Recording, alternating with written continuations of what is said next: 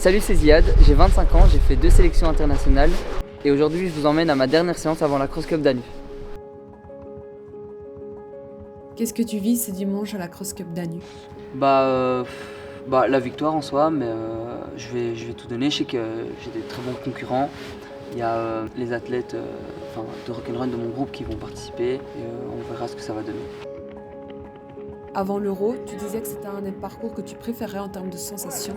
Ouais, exactement. Tu peux nous en dire plus? Le parcours souvent il fait froid et je sais que quand l'air est froid, certains athlètes ont du mal à respirer alors que moi vraiment je me sens assez bien. Et surtout il y a une fameuse côte au milieu du parcours et j'aime beaucoup. Tu as terminé vice-champion de Belgique derrière Ruben Verheyden et par conséquent premier LBFA. Est-ce que ça fait de toi le favori pour le titre?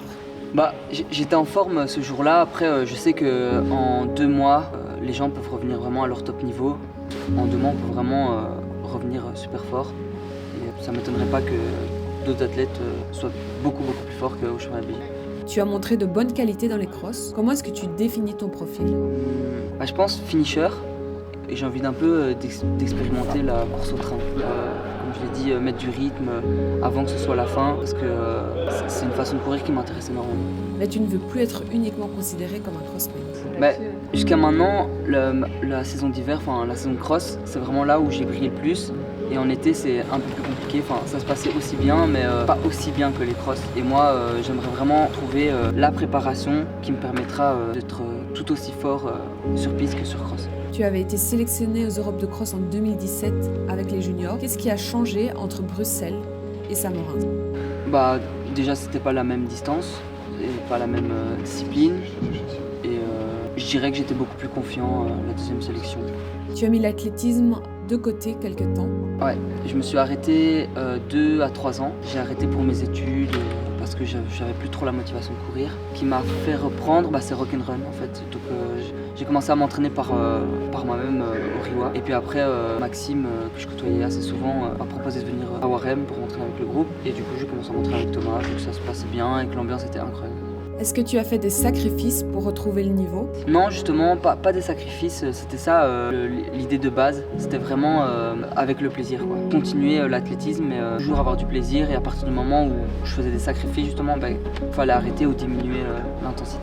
En 1 an, tu es quand même revenu au top de ta forme? Ouais, je suis assez content que les choses se soient bien passées et tout, mais j'étais prêt à ce qu'il n'y ait pas spécialement de performance. C'est ça qui est chouette quand tu cours pour le plaisir, c'est que tu t'attends à rien et ça vient comme ça et c'est que du bonus, quoi. T'es tout le temps heureux vu qu'au final t'as aucune attente. Les championnats de Belgique, ils ont été avancés de 3 mois. Comment est-ce que tu as agencé la fin de ta saison hivernale? Du coup mon calendrier il est déjà fait. Je vais faire Anu et Dist, donc les 2 dernières Cross Cup. J'ai beaucoup d'attentes pour ces crosses là. Et sinon je vais faire aussi l'IFAM 1500 mètres. Et si j'ai un bon temps, je terminerai par les Belgiques. Et sur le long terme, comment tu vois ta saison avec les championnats prévus cet été?